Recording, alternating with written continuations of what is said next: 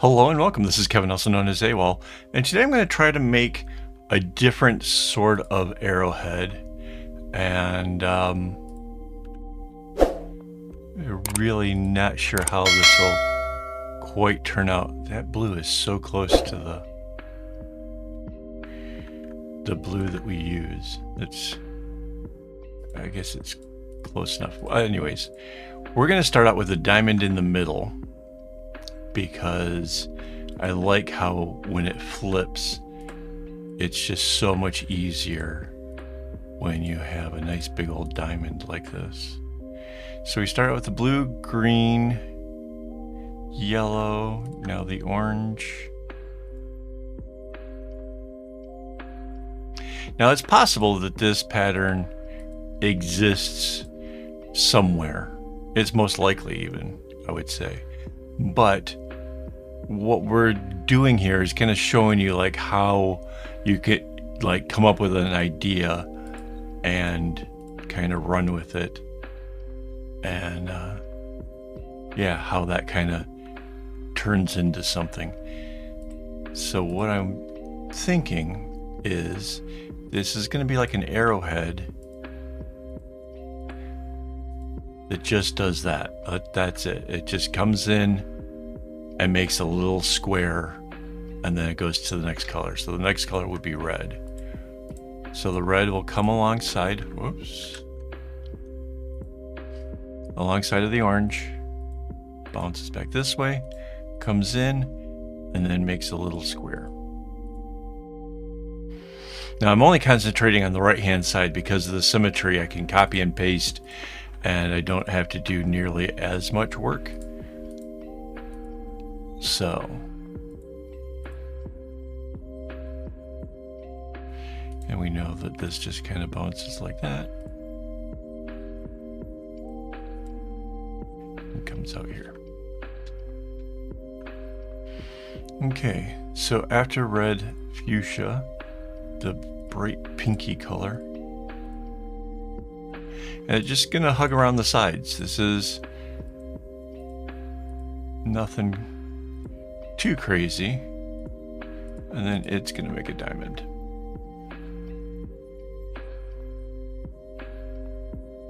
I guess we can show that the red goes there. Oh, back to this. So this is, I honestly don't know this pattern per se. I've never done it before. It's just something I kind of was thinking of when I was making the last bracelet, that this could be a possibility of making something. And despite having never done it before, I kind of know it's gonna work, because one way or another, colors are gonna get through, and maybe it doesn't stay in the order of the rainbow. It should, but something will happen one way or another. What goes into this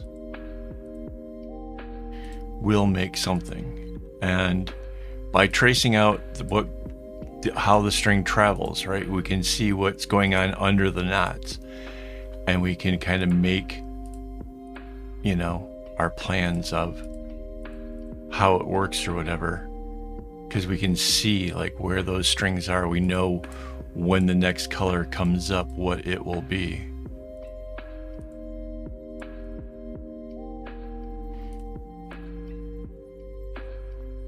And then it comes out and goes into the little diamond,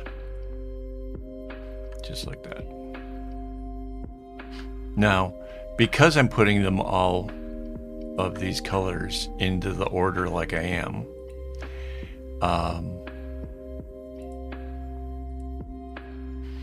it is very likely that when we get to the end, the colors will kind of stay in the same rows. They'll stay in the same, you know, sequential orders.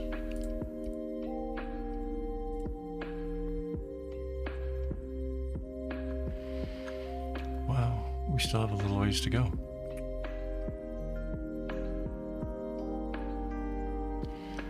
So have we gone all the way through the colors? Yeah, that light blue is the starter one, right?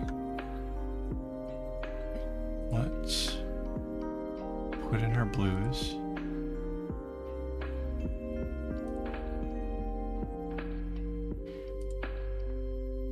So if I'm right, the next lighter blue will be next. It's going to have to like work its way through all those other colors and what they were doing and come out up in here somewhere. So hang on, let's take a look at where our yellow was.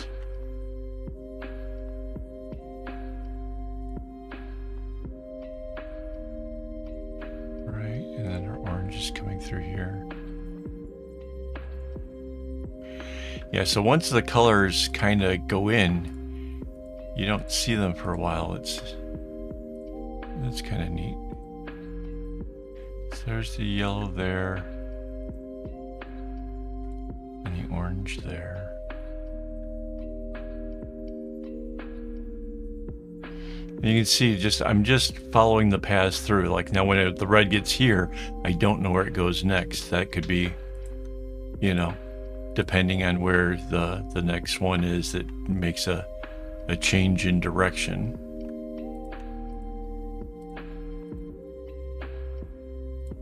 Whoops, got the outside of the box, not the little box. So here's our green working its way through. So the green comes to there. And our lighter blue, one that I suspected would come after the dark, comes in, bounces up there. That means our dark blue came down this way, right? And so now our lighter blue ends up out here.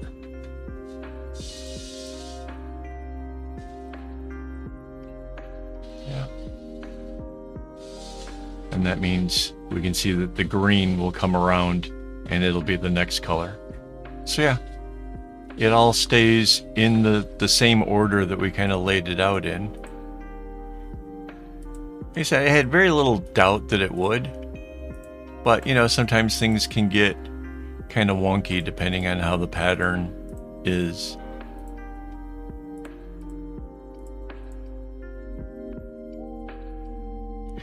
And as I said before, it's real possible that this is already a pattern, already, you know, somebody worked it out, has a number for it or whatever.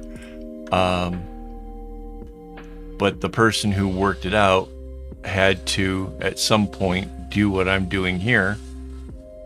And maybe what I'm doing here helps you to visualize what it takes for that idea that you have, that you want to try. And it's a lot easier, honestly, when you're working with the graph paper like this than it is on the websites, because those websites kind of expect that you already know which direction everything is going and what's happening. Here, you can do what I'm doing, just work it out as you go along.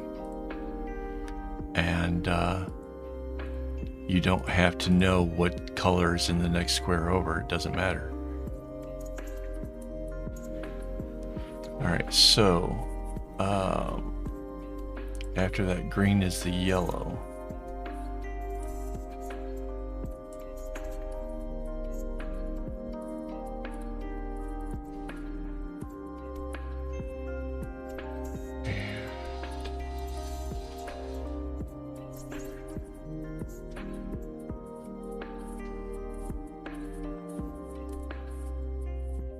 I honestly didn't picture that the light colors were going to make it this much into this. But I guess that comparatively speaking, this zigzag is smaller than the ones that I'm kind of used to. The regular arrowhead.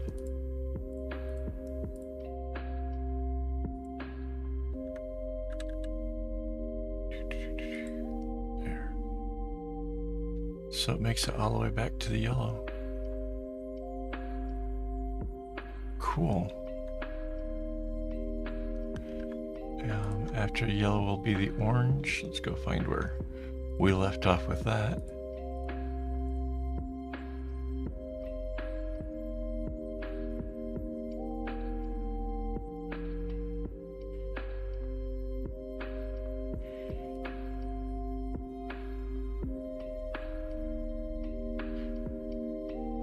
Yeah, I think this is really going to turn out to be a pretty beautiful bracelet.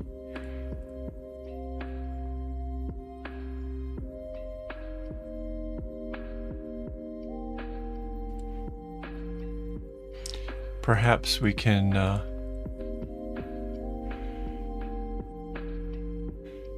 just let it come out this way. Perhaps we can mix this with another one of the whoops. I meant to pick up the color, not put one down. Perhaps we can mix this with one of the other arrowheads, like we did with the previous bracelet. That might be kind of fun.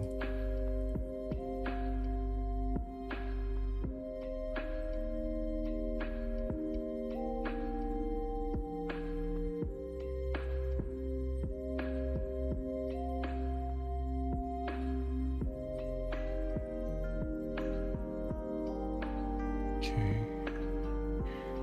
So after the red is the fuchsia.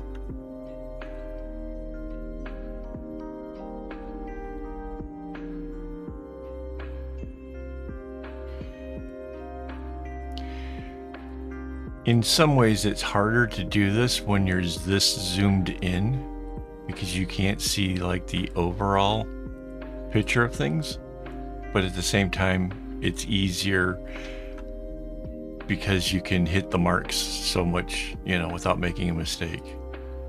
I don't know, I get kind of torn between how far zoomed in I want to be while I'm trying to fill in these things.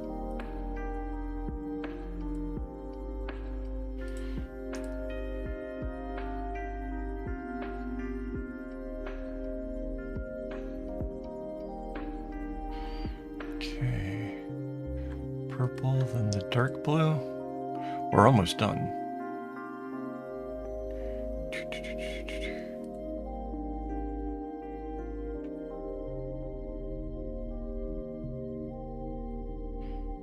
And then out here.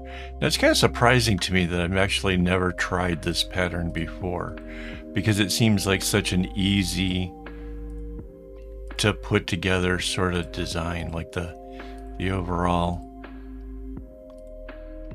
zigzags and stuff of it is pretty cool. Let's see, it goes 1, 2, 3.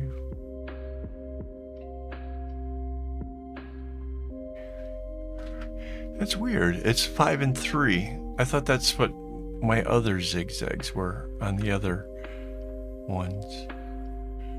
Huh. Yeah, it turns out it's really cool. Let's take the area that we completed. Control C, Control V for a copy and paste, and we'll use the flip tool. And when we come along that vertical line there, it allows us to just flip it to the side. Then we can anchor the layer and merge it down.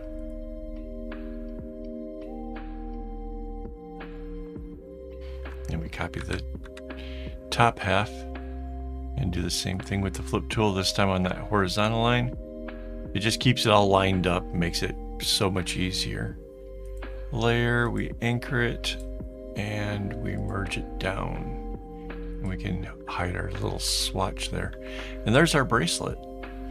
It looks a lot like the arrowhead I'm used to. I guess it's going 4 and 3. But then it's 5 out here. It's really weird. It's a lot like the arrowhead that I'm really accustomed to. It just sort of does something different. I don't know. It'll be interesting to see if it's any easier or harder to make. I think a little bit harder based on like how the outside has just got like that single one on it, but I could be mistaken. All right, before we go, a quick shout out. Thanks to my YouTube members for making this possible. I go through an awful lot of string, and I keep trying to do things to make the videos better. So like better cameras, that kind of stuff. And yeah, I've got some pretty big ambitions about doing things with this channel. So they help make that possible. If you want to join them, it's easy. It's $4 a month. You just hit the join button down near the subscribe, and that's how that works. All right, thanks for watching. If you haven't already, hit the like button, and as always, don't get your strings in a bunch.